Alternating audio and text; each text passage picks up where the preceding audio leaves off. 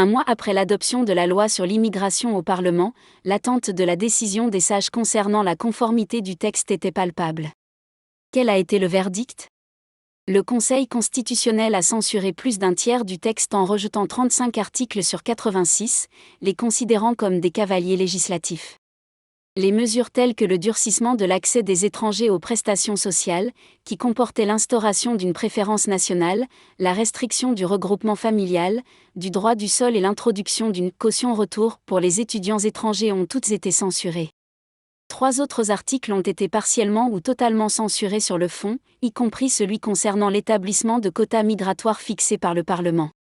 Ce texte, soutenu par la majorité, avait été considérablement durci par la droite et adopté le 19 janvier avec les voix du Rassemblement national, RN. La gauche salue la décision des sages. Le communiste Jan Brossa a qualifié cela de « baffe monumentale » pour le gouvernement, soulignant leur incompétence, leur lâcheté et leur rupture avec les valeurs de notre République. Quand on joue avec le feu, on se brûle. Dans une publication sur X, le ministre de l'Intérieur, Gérald Darmanin, estime quant à lui que le Conseil constitutionnel valide l'intégralité du texte du gouvernement. Jamais un texte n'a prévu autant de moyens pour expulser les délinquants et autant d'exigences pour l'intégration des étrangers. La plupart des articles censurés étaient portés par la droite, que l'exécutif avait accepté d'ajouter au projet de loi en pariant sur une censure du Conseil constitutionnel. Le gouvernement prend acte, comme je l'ai indiqué lors des débats, de la censure de nombreux articles ajoutés au Parlement, en raison du non-respect de la procédure parlementaire.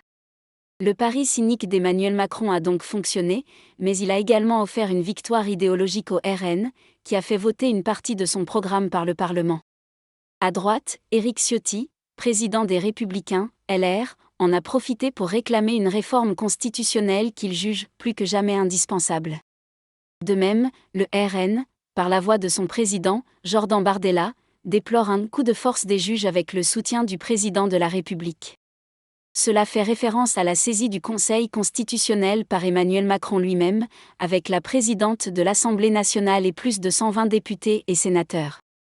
Bien que les pires mesures aient été écartées, un texte rétrograde a tout de même été adopté, et la procédure législative a été malmenée par l'exécutif.